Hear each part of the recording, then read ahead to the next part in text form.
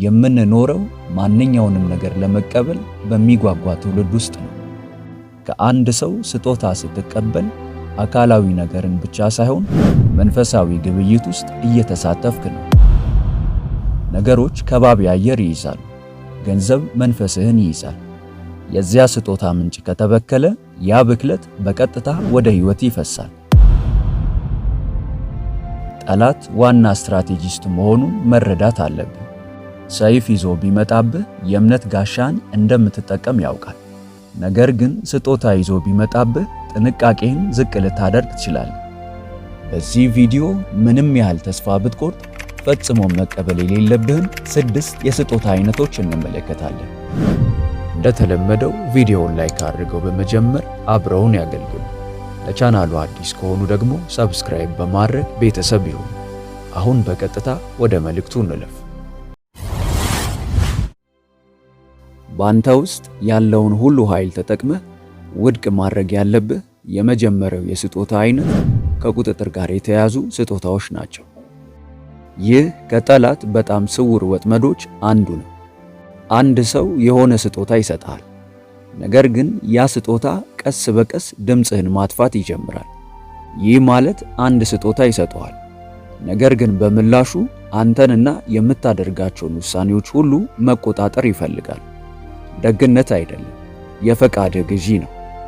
ባንተ ላይ የባለቤትነት መብት እንዳላቸው ይናገራል። ይህንን በዳዊት ሕይወት ውስጥ በኃይል እናየዋለን።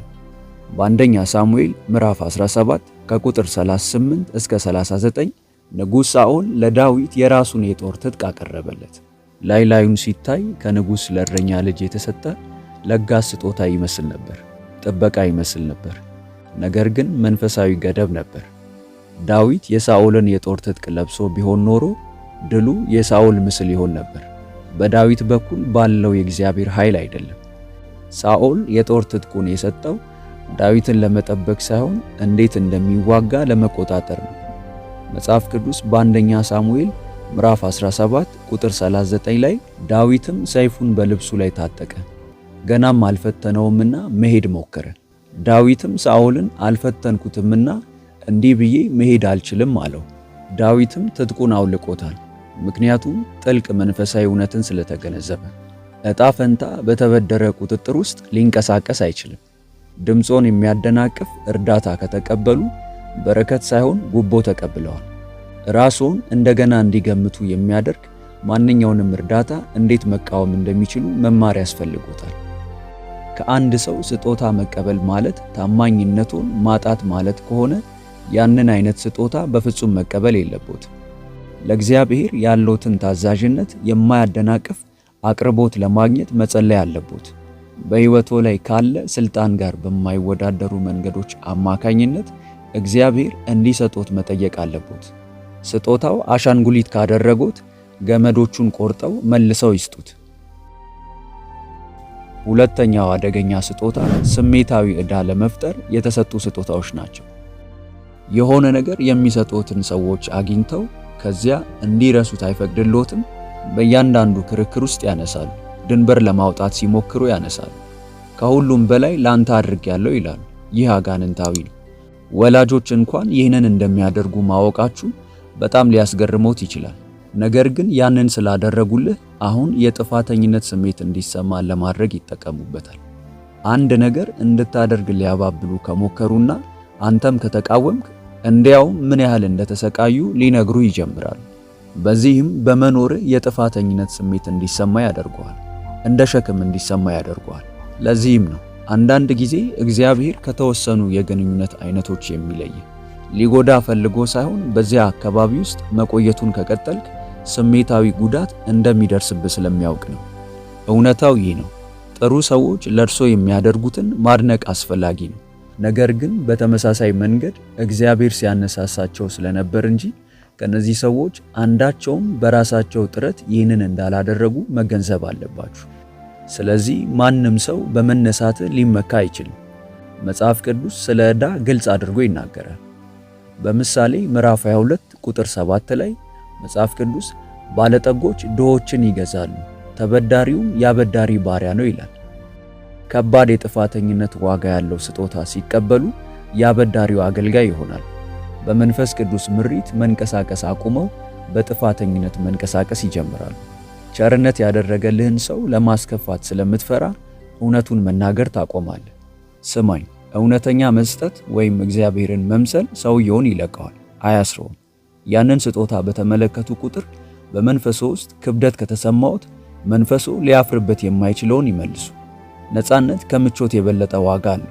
ስጋን በስሜት መረበሽ ውስጥ ከመብላት ይልቅ ዳቦና ሻይን በነፃነት መመገብ ይሻሎታል። እግዚአብሔርን የዕለት ተዕለት ግዴታውን ሳይሆን የዕለት ተዕለት እንጀራውን ይጠይቁ። ሶስተኛው በፍጹም መቀበል የሌለብህ የስጦታ አይነት እድገትህን በድብቅ የሚጸየፉ ሰዎችን ስጦታ ነው።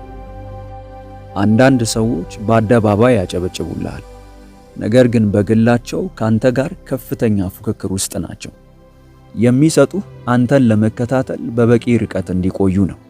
ምን እያደረክ እንደሆነ፣ እንዴት እየጸለይክ እንደሆነና ወዴት እንደምትሄድ ማየት ይፈልጋሉ። ስለዚህም በመንፈስ ሊያበላሹት ይችላሉ። ይህንን በመጽሐፍ ቅዱስ ውስጥ በመጀመሪያ ቤተሰብ ውስጥ እናየዋለን። በዘፍጥረት ምዕራፍ 4 ቃይን ለእግዚአብሔር መስዋዕት አቀረበ፣ ነገር ግን ልቡ በወንድሙ በአቤል ላይ ጨልሞ ነበር። በዘፍጥረት ምዕራፍ 4 ቂም ከመስዋዕት ጋር አብሮ ሊኖር እንደሚችል ያሳየናል። አንድ ሰው እየሰጠ ስለሆነ ብቻ ልቡ ትክክል ነው ማለት አይደለም። የመረረ ልብ ካለው ሰው ስጦታ ከተቀበሉ ያንን ምሬት ወደ ከባቢ አየሮ እየጋበዙ ነው። በዕብራይስጥ ስጦታ የሚለው ቃል ብዙውን ጊዜ መቅረብን ያመለክታል። ስጦታውን ሲወስዱ የዚያን ሰው መንፈስ ወደ እርሱ ይስባሉ።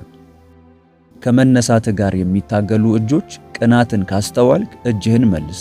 ማንኛውንም ነገር ከመቀበልህ በፊት እግዚአብሔርን ማስተዋል ጠይቅ። ማንኛውንም ነገር ከመቀበልህ በፊት ሕይወትህን በጸሎት መሸፈን አለብህ። በመንፈስህ ውስጥ ቼክ አድርግ። ማመንታት ከተሰማ ስጦታው የሚያብረቀርቅ ስለሚመስል ብቻ መንፈስ ቅዱስን አትሻል። የዚያ ስጦታ ዋጋ የክብደትና የግጭት መንፈስ ወደ ቤትህ መተላለፍ ነው።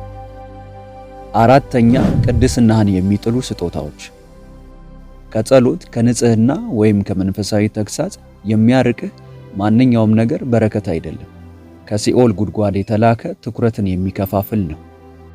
ጠላት የእግዚአብሔርን ኃይል ማቆም እንደማይችል ስለሚያውቅ ከዚያ ኃይል ምንጭ ሊያላቅቅ ይሞክራል። በመሳፍንት ምዕራፍ 16 ላይ የሳምሶንንና የደሊላን ታሪክ ተመልከት። ደሊላ መጀመሪያ ላይ ሰይፍ ይዛ ወደ ሳምሶን አልመጣችም፣ በምቾት መጣች። ጥበቃውን እንዲያላቅቅ የሚያደርግ ድባብ ይዛ መጣች። በመጀመሪያ ላይ ሳምሶንን በቀጥታ ጥንካሬውን አልጠየቀችውም። ስጦታ፣ አዲስ ስልክ፣ የደንበኝነት ምዝገባ፣ የረፍት ጊዜ ወይም ግንኙነትም ቢሆን ለእግዚአብሔር ያሉትን ረሃብ የሚያደክም ከሆነ ውድቅ ማድረግ ያስፈልጎታል። ስጦታዎችን በአካላዊ ዋጋ ሳይሆን በመንፈሳዊ ውጤት መለካት አለቦት። እጥፍ የሚከፍልህን ነገር ግን ከቤተ ክርስቲያን ከህብረት ከመጸለይ የሚያግድህን እድገት ካገኘ ያ በረከት አይደለም፣ ዝግጅት ነው። እግዚአብሔር መሠዊያን በሚያጠናክር ነገር እንዲተካው ጠይቅ። አምስተኛው የስጦታ አይነት በጣም አታላይ ነው። ለመግቢያ የሚሰጡ ስጦታዎች ናቸው። ሕይወቶ፣ ቤቶና መንፈሶ ቤተ መቅደስ ናቸው። ሁሉም ሰው በውስጠኛው አደባባይ ውስጥ የሚገባ አይደለም። አንዳንድ ሰዎች የሚሰጡት ለመባረክ ሳይሆን ወደ ቦታው ለመግባት ነው። ወደ ቤቶና ወደ ሕይወቶ መግባት ይፈልጋሉ። በማቴዎስ ምዕራፍ 2 ላይ የዚህን አደጋ ትንሽ እይታ እናያለን። ሄሮድስ ለጠቢባኑ መጥቶ ኢየሱስን ማምለክ እንደሚፈልግ ነገራቸው። ስጦታ ማምጣት ፈልጎ ነበር። ነገር ግን ዓላማው አምልኮ አልነበረም። ዓላማው ግድያ ነበር። ማቴዎስ ምዕራፍ 2 ስጦታዎች አደገኛ የማወቅ ጉጉትን ሊደብቁ እንደሚችሉ ያሳያል። ደካማ ቦታን ለማግኘት ብቻ ወደ አንተ መቅረብ የሚፈልጉ ሰዎች አሉ። ኃይሌ የት እንዳለ ማየት ይፈልጋሉ። ስለዚህ ፍቅርን ሳይሆን መዳረሻን ይገድቡ። ከሩቅ ሰዎችን መውደድ ትችላለህ፣ ለነሱ መጸለይ ትችላለህ። ነገር ግን እራት ስለገዙልህ ብቻ ወደ መኝታ ቤትህ፣ ወደ አእምሮ ወይም ሚስጥራዊ ቦታ እንዲገቡ መፍቀድ የለብህም። ቅርብ ከመሆነ በፊት ጸልይ። ክብርን ከጣልቃ ገብነት ለመለየት እግዚአብሔርን ጥበብ ጠይቅ።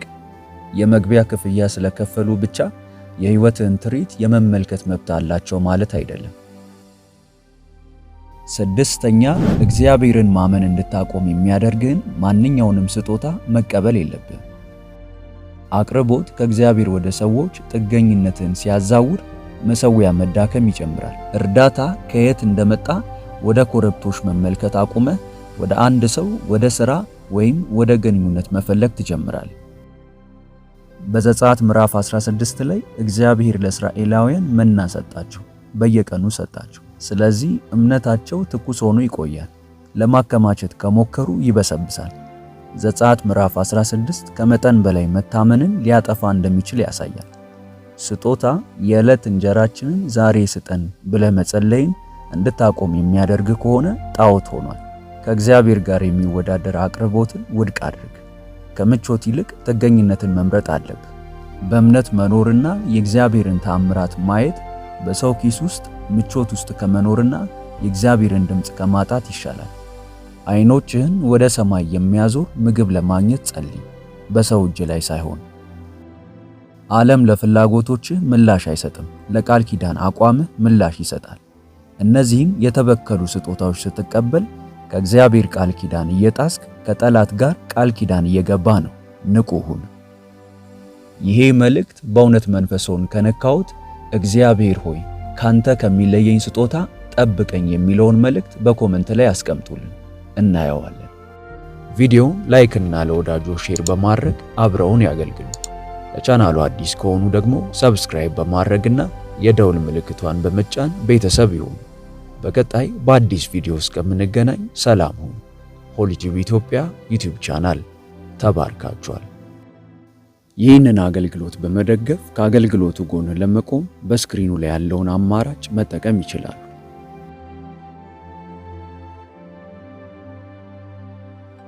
በይበልጥ በመንፈሳዊ ሕይወቶ እጅግ የሚበረቱባቸውና መንፈሳዊ ረሃቡን የሚጨምሩ ትምህርቶች እንዲሁም የጸሎት አገልግሎት በየቀኑ እንዲደርሱ ሰርቫንት መልካሙን ጌታ በማለት የፌስቡክ እንዲሁም የቲክቶክ አካውንታችንን እንዲሁም ሆሊ ቲዩብ ኢትዮጵያ ብለው ሰርች በማድረግ የቴሌግራም ቻናላችንን ይቀላቀሉ።